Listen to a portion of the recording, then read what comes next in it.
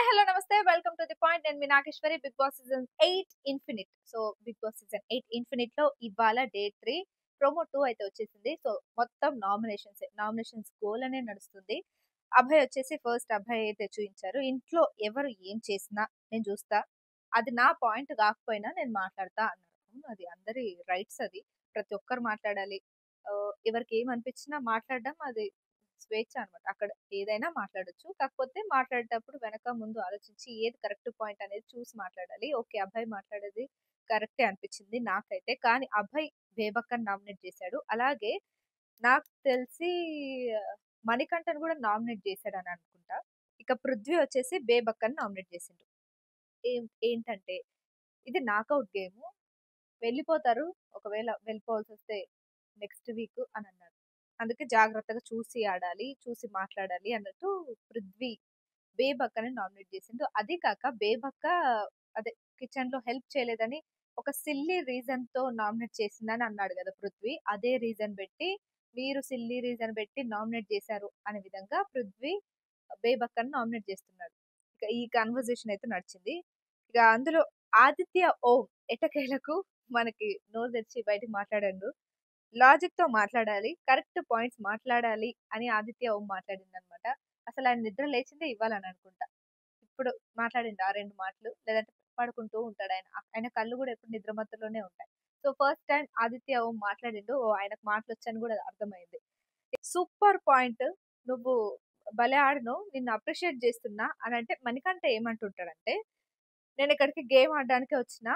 అదే నా సింపతి అంటే గేమ్ అన్నట్టు ఏమైనా మాట్లాడిండేమో. దానికి రియాక్షన్‌గా అభయ్ ఇలా అన్నాడన్నమాట. ఓహ్! ఇదంతా గేమా? గేమ్‌తో ఆడినవా? నేను నిన్ను అప్రిషియేట్ చేస్తున్నా అని అంటాడు. మరి ఏం జరిగిందనేది మనకి ఎపిసోడ్ వస్తే గాని తెలీదు. మణికంఠ పృథ్వీని నామినేట్ చేసిందనుకుంటా. సో, అప్పుడు వీళ్ళిద్దరి కాన్వర్జేషన్ చూస్తే, "నువ్వు ఈ హౌస్‌కి అన్‌ఫిట్.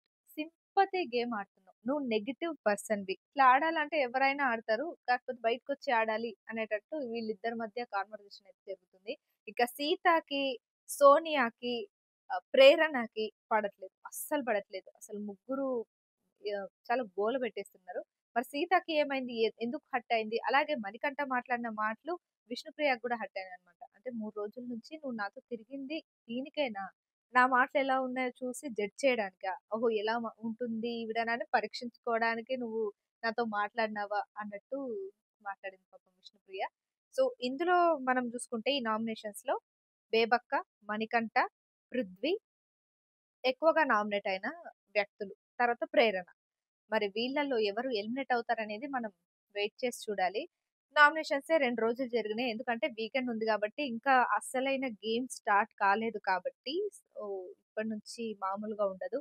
ఈ నామినేషన్సే ఇలా ఉన్నాయంటే రాను రాను ఎలా ఉంటాయి? 2 రోజులే అయింది వాళ్ళ ఇంట్లోకొచ్చి. 3 రోజులు అవుతుందేమో. ఇప్పటికే వీళ్ళు అంటే అన్నీ కొట్టుకొని మరి కొట్లాడుకుంటున్నారు. మరి ముందు ముందు ఎలా ఉంటది? చీఫ్స్ ఉన్నారు గదా! ఈ చీఫ్స్ ఎన్ని రోజులుంటారు? వారం రోజులుంటారా? లేదంటే ఎంత కాలం వరకు ఉంటారు? ఎంత టైం వరకు ఉంటారు ఈ చీఫ్‌లు అనేది వెయిట్ చేసి చూడాలి. ఇంకా స్ట్రాంగ్ కంటెస్టెంట్స్, వీక్ కంటెస్టెంట్స్ గురించి ఒకసారి మాట్లాడితే స్ట్రాంగెస్ట్ నైనిక, నిఖిల్, అలాగే యష్మి, విష్ణుప్రియ, పృథ్వీలకి కొంచెం ఎక్కువ పాజిటివ్ కామెంట్స్ వస్తున్నాయి.